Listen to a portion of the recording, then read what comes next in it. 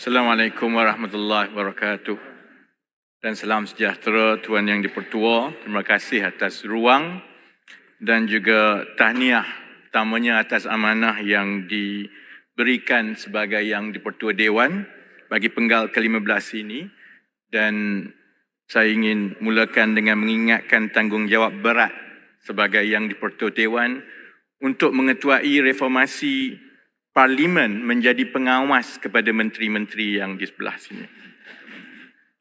Ini kali pertama sejak tahun 2004 yang pilihan raya umum menghasilkan sebuah kerajaan dengan sokongan 2/3 Dewan.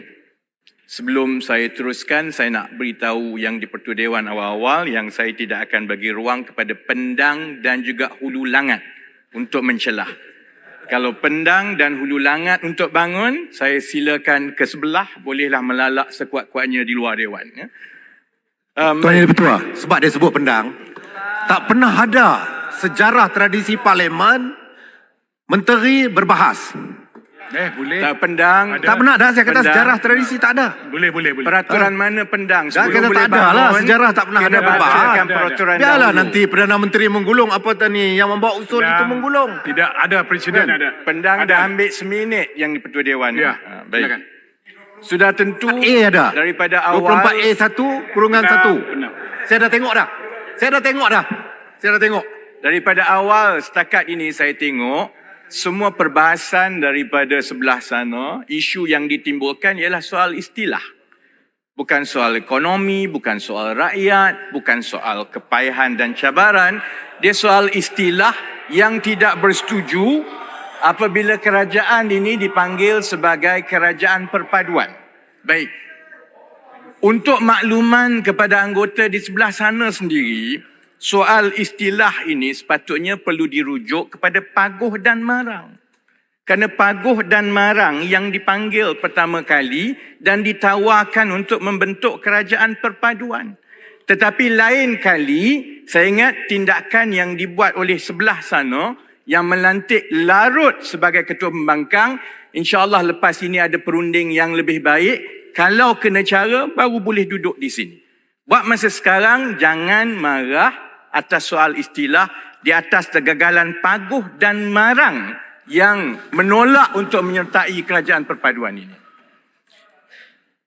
PRU 15 menyaksikan medan persaingan yang paling sengit dan hasilnya keputusan yang diberikan oleh rakyat menuntut kebijaksanaan dari semua pihak untuk membalas kebijaksanaan rakyat yang tidak memilih mana-mana parti pun untuk membentuk kerajaan secara bersendirian. Dan itu ada hikmahnya. Kerana kita berhadapan dengan kekangan kewangan dalam suasana keadaan ekonomi dunia yang semakin tidak stabil. Kos menjana elektrik contohnya telah naik sebanyak 3 kali ganda dalam tempoh 12 bulan yang lepas. Begitu juga dengan kos petrol. Sebab itu segala pendekatan pentadbiran yang sebelum ini digunakan mungkin tidak lagi berkesan dalam kita menghadapi cabaran-cabaran yang terbaru ini. Keadaan ekonomi dunia juga dijangka akan menjadi lebih mencabar dalam tahun 2023. Dan sekiranya pergolakan geopolitikal yang berlaku ini berterusan, sudah tentu ada kemungkinan besar ekonomi dunia akan memasuki kemelesetan. Maka seluruh tumpuan negara sepatutnya perlulah ke arah menggembeling setiap usaha untuk mempertahankan kebajikan rakyat daripada terkesan daripada masa dan juga cabaran ekonomi global ini. Kita pun sudah berada dalam keadaan yang betul-betul mencabar. Contohnya hanya sekitar 2% daripada jumlah perusahaan-perusahaan yang ada di negara ini yang menyumbang kepada lebih 60% kepada ekonomi negara melalui KDNK. Maksudnya sebahagian besar daripada syarikat-syarikat sebenarnya tidak mampu untuk menanggung gaji dan juga menghadapi cabaran ekonomi. Dari segi agihan laba ekonomi kepada pekerja-pekerja, kadar di negara ini hanya 38%. Berbanding dengan di negara-negara maju yang kadarnya melebihi 50%. Sebab pendang kacau tadi, saya mohon 1.5 minit tambahan. Sebab itu sebarang kejutan kepada ekosistem ekonomi negara akan ada kesan yang sangat besar kepada rakyat dalam tahun 2023 ini. Dalam keadaan juga keupayaan kewangan negara ataupun yang selalu disebut sebagai ruang fiskal menjadi lebih sempit. Sebab itu, saya menjunjung kasih apabila ke bawah duli yang maha mulia Seri Paduka Baginda yang di-Pertuan Agong, dan itu faktanya, mencadangkan supaya parti-parti politik di negara ini mengenepikan perbezaan dan mengusahakan satu kerajaan perpaduan untuk beri tumpuan membela rakyat dalam keadaan yang cukup mencabar ini. Sebab itu akhir sekali, saya ingin berharap dan sampaikan kepada Yang Amat Berhormat Tambun, kepada Yang Berhormat Larut, kepada semua ahli dewan dan kepada semua yang diberi peluang untuk menjadi menteri, bahawa kita tidak boleh mensia-siakan kestabilan politik yang kini telah kembali dalam negara kita dengan sokongan 2/3 dewan ini. Kestabilan politik ini diperlukan supaya kerajaan boleh membuat keputusan-keputusan yang sukar. Kalau yang di-Pertua Dewan benarkan, silakan. 1 minit. Saya dengar ucapan Pandan ini seolah-olah ucapan daripada pihak pembangkang. Pandan ini dalam kerajaan.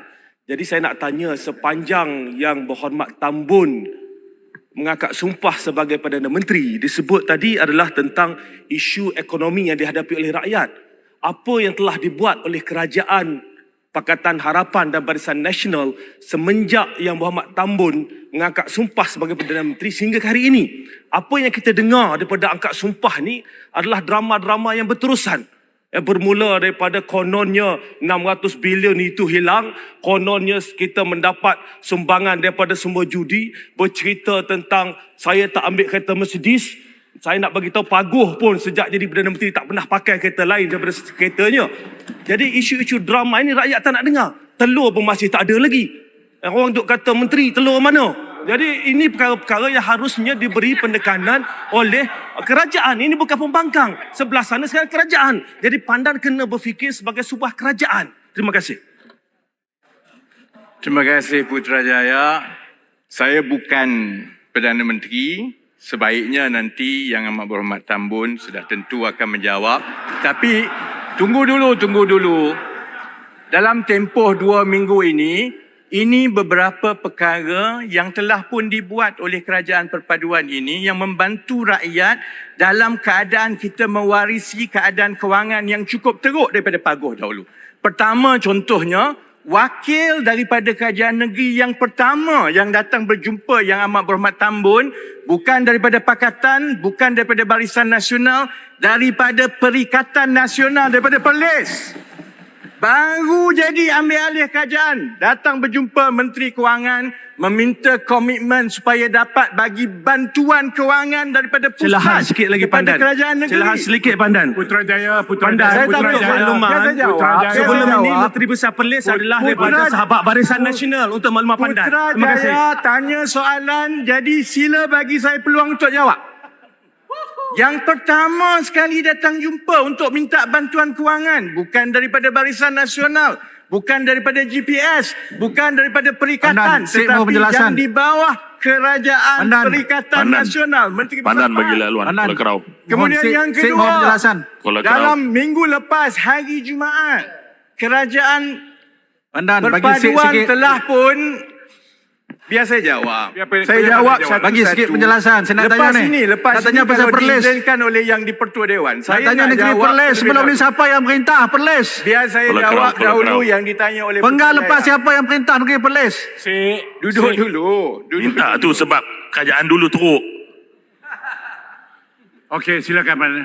Minggu lepas, hari Jumaat, Kementerian Tenaga Sumber Asli telah mengumumkan bahawa kerajaan terpaksa menanggung dan memperuntukkan sehingga 10 bilion subsidi. Daripada 10 bilion itu, 3 bilion subsidi tambahan supaya kita tidak menaikkan tarif elektrik kepada rakyat dan 90% daripada perniagaan tidak terlibat.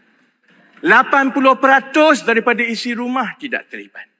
Sedangkan SURE yang sebelum itu telah diputuskan dan dibincangkan semasa kerajaan yang jadi tunjangnya ialah Perikatan Nasional sebelum diambil alih ialah untuk menaikkan tarif kepada semua kerana kerajaan tidak mahu menanggung beban subsidi 14 bilion. Yang ini menteri-menteri yang daripada termasuk Putrajaya sendiri tak jawab ni.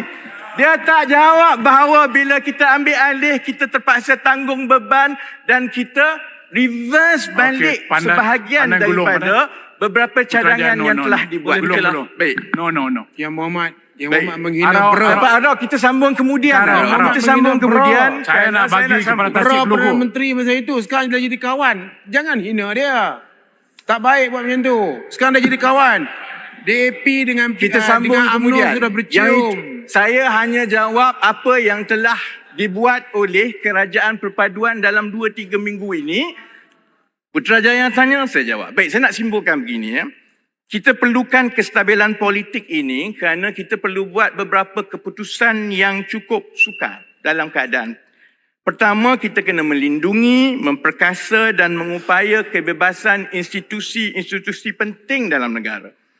Supaya kita ada satu kerajaan yang ada timbang tara dan bebas untuk menjalankan tugas masing-masing. Parlimen, kerajaan, Kamar Peguam Negara, kehakiman dan lain-lain. Kedua, dalam tempoh 5 tahun ini dengan majoriti yang baik ini, saya berharap kita dapat mengalih pergantungan kerajaan dari beberapa sumber kewangan sahaja kepada kombinasi sumber pendapatan yang lebih kukuh, lebih mampan, lebih pelbagai dan lebih progresif. Ketiga, kita perlu mengalihkan landasan ekonomi Malaysia dari yang tersangkut di ekonomi yang berasaskan komoditi dan perkilangan nilai rendah semata-mata kepada ekonomi abad 21 yang berasaskan digital, teknologi, nilai tambah, kreativiti dan inovasi. Dan keempat, membina ekosistem ekonomi yang berlaku adil kepada pekerja-pekerja supaya dari segi upahnya kita berikan upah yang berpatutan dengan kelayakan dan pengalaman supaya rakyat kita mempunyai peluang mobiliti dan kebolehpasaran hingga ke peringkat antarabangsa. Jadi Tuan Yang di-Pertua, saya nak rumuskan begini.